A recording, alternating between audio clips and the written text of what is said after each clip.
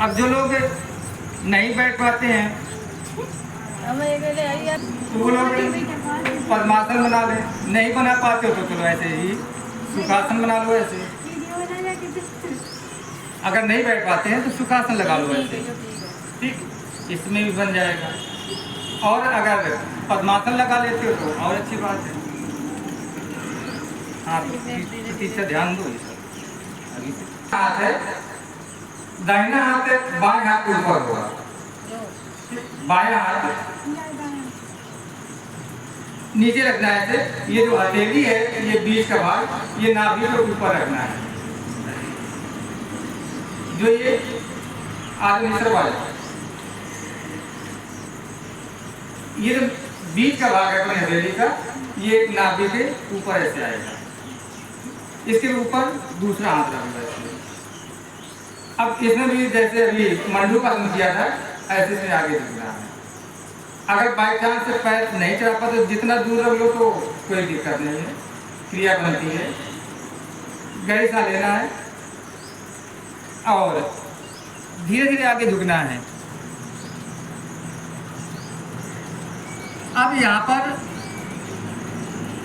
आ जाओ, यहाँ तो आपकी हाथों का प्रेस डायाफ्राम में लग रहा होगा। डायाफ्राम का मतलब होता है ये जहाँ पर पसलियाँ होती हैं। आओ और आगे एक सूत्र है तुम्हारा कि जैसे ऐसे ऊपर हाथ लग लिया, ठीक, तो साइंस में पढ़ा होगा डायाफ्राम, तो यहाँ पर हाथ लगा होगा तो उस हाथ को और नीचे रख दो। या तो आप जब आगे झुक रहे हैं तो झुकने के दो तरीके हैं। कोई झुकता है तो देखो मैं ऐसे करके बता रहा हूँ।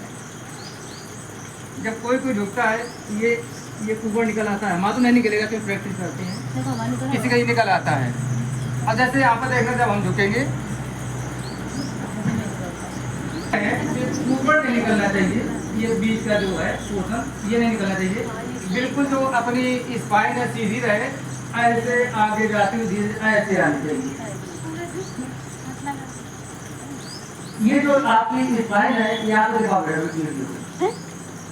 ये जो स्पाइन है बिल्कुल सीधी हो।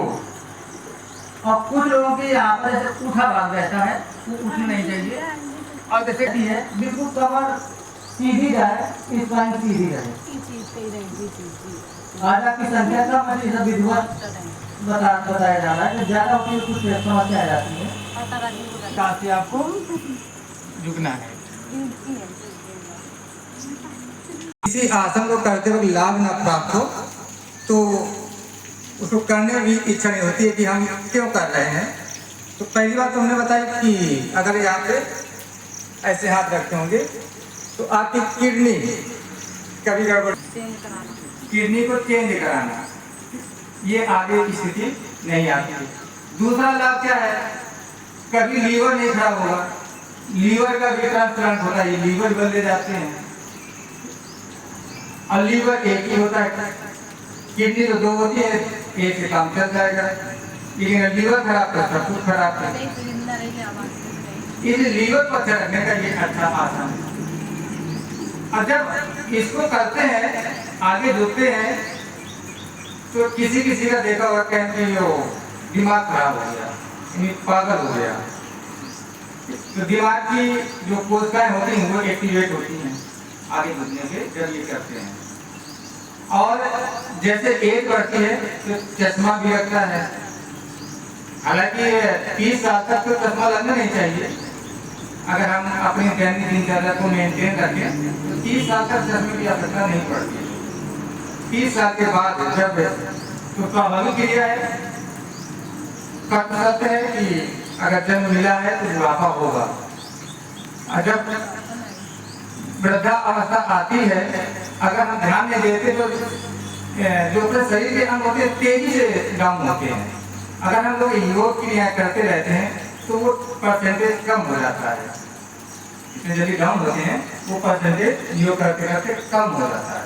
कितना योग का प्रभाव होता है। और जब एज बढ़ती है, हम लोग अस्वस्थ होते हैं तो पूरा जो लाइफ होती है दवाओं पे डिपेंड हो जाती है। अच्छा, हम लोग दवा खाते हैं तो दवाओं का साइड इफेक्ट निश्चित होता है। अगर हम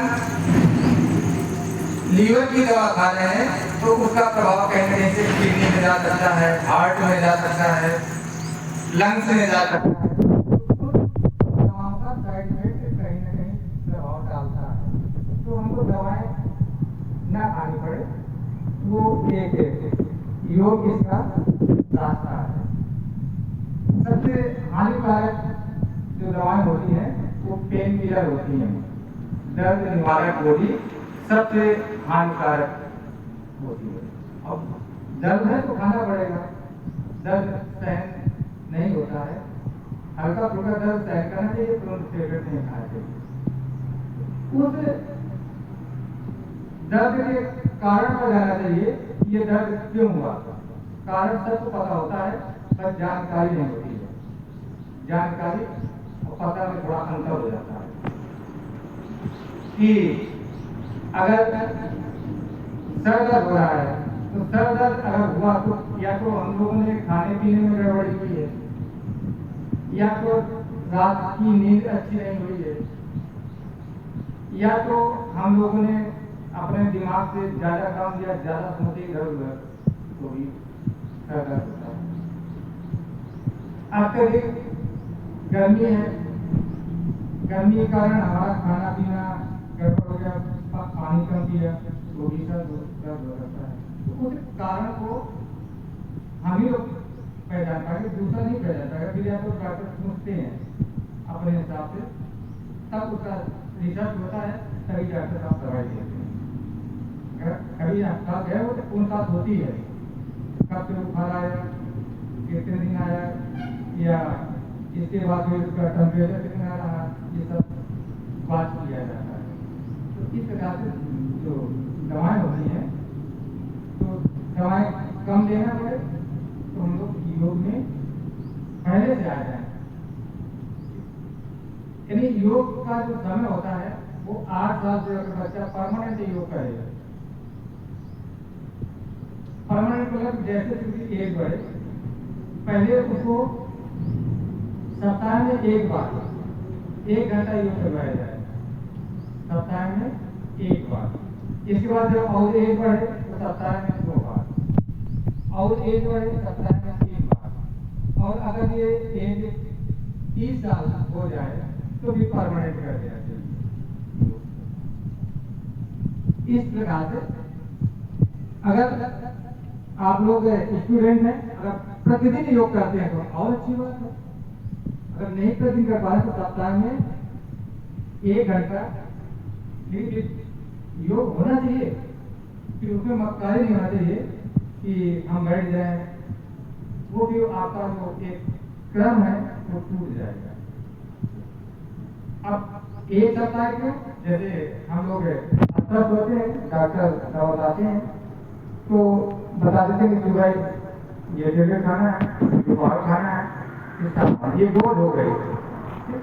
अगर कोई बच्चा है तो उसके लिए जैसे उसकी इम्यून सिस्टम है उस हिसाब से किसको योगा खाना है, 4-5 बढ़ जाती है, तो हर जैसे दवाओं की डोज होती है ऐसे योग की भी डोज होती है। आप लोगों को 1 हफ्ते में 1 घंटा पर्याप्त है, लेकिन जम के होना चाहिए। यानी ऐसा होना चाहिए कि शरीर से पसीना निकले, इतना भी जम के होना चाहिए। यानी 15 मिनट फास्ट व्यायाम होना चाहिए, इसके बाद 15 मिनट स्ट्रेचिंग वाली होनी चाहिए, नॉर्मल वाली, फिर 15 मिनट या 20 मिनट प्राणायाम होना चाहिए, और बाद के 10-15 मिनट बचा उसमें मेडिटेशन होती है, ध्यान होना चाहिए। इस प्रकार से एक क्रम होता है।